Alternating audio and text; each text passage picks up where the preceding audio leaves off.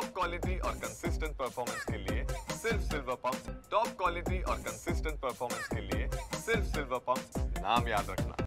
Sir मला काय सांगाल की अतिरिक्त चंदन घोटाळ्याचा अहवाल जो चौकशी समितीने आज सादर केलेला आहे, साधारण किती रक्कम ही अपहरित आढळलेली आहे, काय सांगा? समितीने तपासणी केल्यानंतर आपली मागच्या वेळेस अंतरिम अहवालमध्ये 56 कोटी रक्कम ही आक्षेपित काढली होती आणि त्याच्यानंतर काही तपासणी बाकी होती।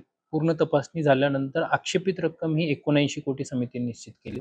त्यापैकी 72 कोटी रकमेची पूर्ण तपासणी झाली, ज्यामध्ये ज्यांच्याकडे वैध कागदपत्र असतील, फेरफार झाले असतील किंवा कुटुंबातील इतर सदस्याच्या नावावर दिलं गेलं असेल, असे यादीमधून रक्कम कमी करून अपहरित रक्कम जी आहे ती 35 कोटी म्हणजे साधारणतः 34 कोटी 97 लक्ष म्हणजे 35 कोटीच्या जवळपास ही रक्कम अपहरित रक्कम म्हणून समितीने निश्चित केली आहे।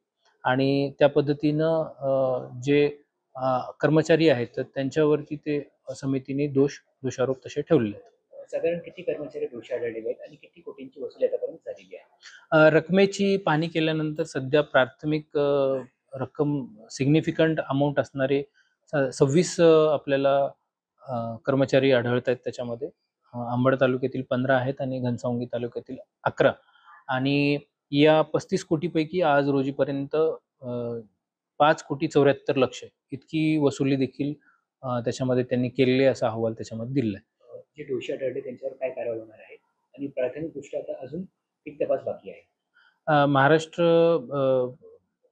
आपल्या सेवा ह्याच्यानुसार त्यांच्यावरती प्रशासकीय कारवाई आज त्यांना नोटिसेस जात आहेत। समिती जी होती ती त्यांची कार्डर कंट्रोलिंग अथॉरिटी नव्हती आणि त्यामुळे RDC आस्थापना या सेक्शनकडून त्या नोटिसेस आज निघत आहेत। 48 तासाचा त्यांना कालावधी शेवटचा देण्यात येतोय आणि 48 तासानंतर त्यांच्यावरती कारवाई करण्यात येईल।